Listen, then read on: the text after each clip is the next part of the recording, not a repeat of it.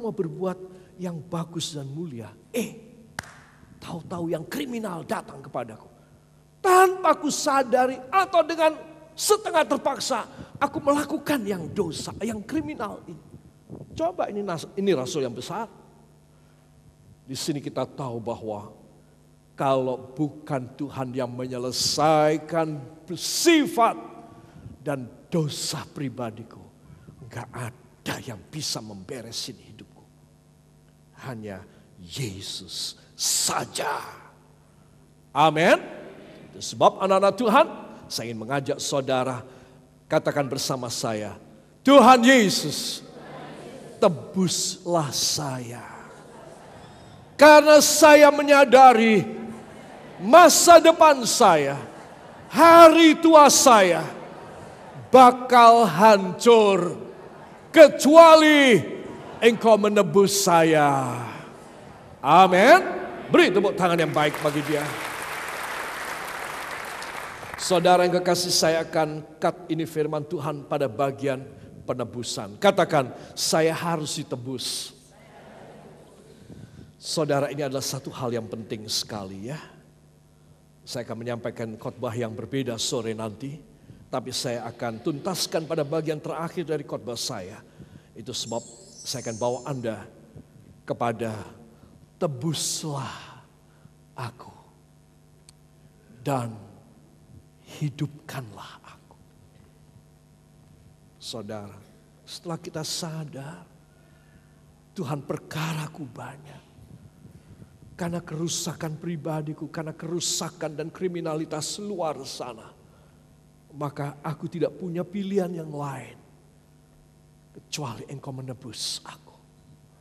Dan Engkau menghidupkan aku kembali. Haleluya. Siapa yang mau dihidupkan oleh Tuhan? Angkat tangan. Katakan, Tuhan Yesus.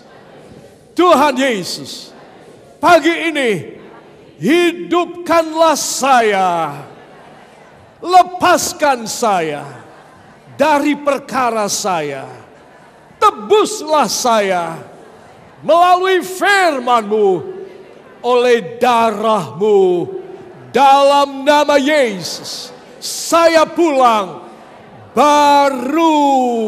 Beri tepuk tangan yang baik bagi dia. Haleluya. Saudara, kita akan baca Rut pasal 3 ayat 9. 1, 2. Bertanyalah ia, siapakah engkau ini? Jawabnya, aku Rut, hambamu. Kembangkanlah kiranya sayapmu melindungi hambamu ini. Sebab engkaulah seorang kaum yang wajib menebus kami. Amin. Kisah ini sangat mengilustrasikan, mengumpamakan. Kita ini seperti Rut kepada Boas. Katakan Boas. Jangan keliru bos ya. Boas. Boas itu gambaran dari Kristus. Ya. Dan di sini Rut pada satu malam atas nasihat ibu mertuanya karena suaminya sudah meninggal. 3 wanita ini sangat malang nasibnya. Persis deh seperti tema khotbah saya ini. Banyak perkara. Perkara pertama, Ibu Naomi, suaminya meninggal. Namanya Elimelech. Ibu Naomi dan Elimelech punya 2 anak laki. Namanya yang pertama adalah Mahlon dan kedua namanya Kelion atau Chilion. 2 anak laki punya istri. Yang satu namanya Orpa. Mahlon punya istri namanya Orpa. Kelion punya istri namanya Rut. Naomi punya suami namanya Elimelech. Saudara, ini bukan dongeng loh, ini bukan ceritaan. Ini benar sejarah. Bapak Elimelech meninggal. Anak pertama Mahlon meninggal. Tinggal 2 janda. Anak ketiga Kelion meninggal. 3 ibu janda. Tinggal di satu tanah pengasingan. Maka mulailah Ibu Naomi, karena dia lebih tua, dia lebih bijak. Dia berkata pada kedua anak menantunya yang masih muda. Kedua mantunya ini adalah orang dari suku bangsa Amori. Ya, orang kafir, dua gadis ini. Dia berkata, anak-anakku, ya kau lihat bahwa suamimu sudah meninggal. Kamu masih muda, kamu cantik, kamu punya gairah hidup. Kamu punya masa depan. Baliklah ke negaramu. Baliklah ke kaum bangsamu. Kamu akan menikah di sana, dapat orang-orang baik. Biarkan aku sendirian, Naomi ini pulang kembali ke Yerusalem. Kalian harus kawin. Tidak ibu, aku tidak mau meninggalkan engkau. Kamu tuh mau nunggu apa dari seorang perempuan tua ini? Kalaupun seumpamanya Tuhan memberi jodoh kepadaku hari ini. Dan hari ini juga aku melahirkan anak laki-laki. Apakah kalian mau menikahinya? Cepat pulang. Kasihan masa depanmu. Kawin lagi. Saudara, apa yang terjadi? Orpa oke. Dia mikir, ya dia kritis. Dan saya tidak bisa katakan bahwa dia kurang mencintai ibu mertuanya. Ya, atau sering bentrok dengan mertua, tidak. Tetapi karena dia mempunyai pikiran-pikiran yang rencana-rencana yang lain. Dan dia berkata, baik ibu. Dan mereka berpisah. Saudara. Tetapi Rut tidak. Itu sebab Rut pasal 1 ayat 16 selalu saya pakai untuk pembacaan janji pernikahan calon suami dan calon istri dalam kebaktian pemberkatan pernikahan di sini. Saya selalu minta mereka berdua, calon suami istri ini, untuk membacakan Rut 1 ayat 16. Bahwa mereka tidak akan berpisah. Bangsamu, bangsaku. Ya. Di mana engkau mati, di situ aku mau dikuburkan. Hanya maut yang memisahkan kita. Itu antara mertua dengan anak menantu. Saudara. Nah, di sini kita melihat apa yang kita baca tadi, Rut yang setia kepada mertuanya. Dan dia bilang, aku tidak mau menikah lagi. Aku mau menyertai ibu. Aku kepengen melihat tanah Israel. Aku ingin melihat kota yang dibangun di sana. Aku mau menjadi umat Tuhan. Coba. Karena itulah dia berkata, aku mau ikut ibu.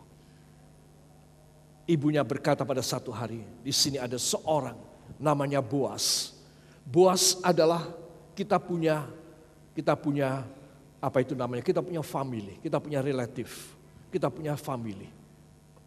Kamu datang kepada dia. Malam ini, Boas yang kaya baru selesai panen. Kata si ibu Naomi. Dan aku tahu Boas malam ini akan membuat pesta besar. Dan dia tidak tidur di rumah, tapi dia tidur di ladang. Bersama dengan para pria yang lain. Anakku, kata ibu Naomi kepada menantunya si Rut.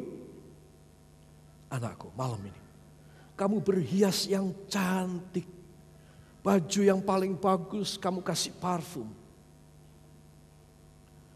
Dan nanti kalau Boas sudah tidur, para pria itu semua sudah tidur semua. Maka kau datang pelan-pelan menyelinap, angkat selimutnya bagian kaki dari Boas. Dan kau berbaring di sana. Ah ibu, kenapa aku harus berbuat demikian? Anakku, tenang. Supaya dia tahu bahwa perempuan yang ada di kakinya, itu adalah yang dia harus tebus. Ini adat di sana ya saudara. Ya, saya yakin zaman sekarang tidak ada yang menyelinap begitu ya. Ini adat zaman dulu. Jadi setelah Boas kenyang minum dan makan dengan teman-teman prianya. Dan dia tertidur di ladang dengan selimut.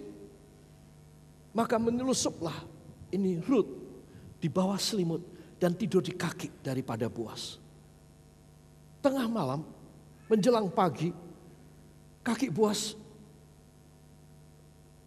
dia merasa dia menendang seseorang. Dia bangun. Siapa kamu? Aku Rut, hambamu. Tuhan Boas, engkaulah yang harus menebus kami. Karena engkau adalah famili kami. Rut, oh yang kamu suaminya sudah meninggal. Oke, baik. Sudah bisa bayangkan. Dia tahu bahwa ini seorang ibu janda. Harusnya dia mencari seorang gadis. Tapi dia berkata, oke, aku akan pikirkan besok pagi. Sekarang tidur di kakiku. Nanti fajar mau menyingsing, kamu bangun, kamu pulang. Jangan sampai ada orang tahu bahwa kamu tidur di kakiku. Besok aku akan urus dengan para tua-tua negeri untuk meminta kamu sebagai istriku. Coba, gampang sekali ya. Semua katakan, bila dari Tuhan, gampang sekali. Anak-anak muda, amin. Ya, para kekasih, saya beritahu.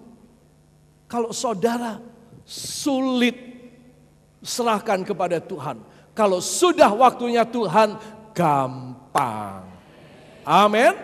Singkat cerita, ketika fajar menyingsing, Boas berkata, tadahkan syalmu. Kamu punya shawl, tadahkan. Dan dia menakar gandum.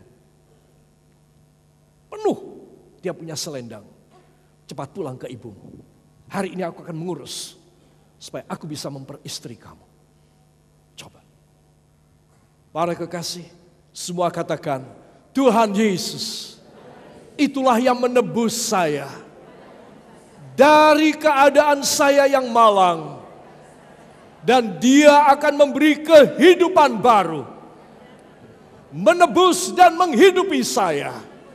Dalam nama Yesus, saya akan pulang bersorak-sorai.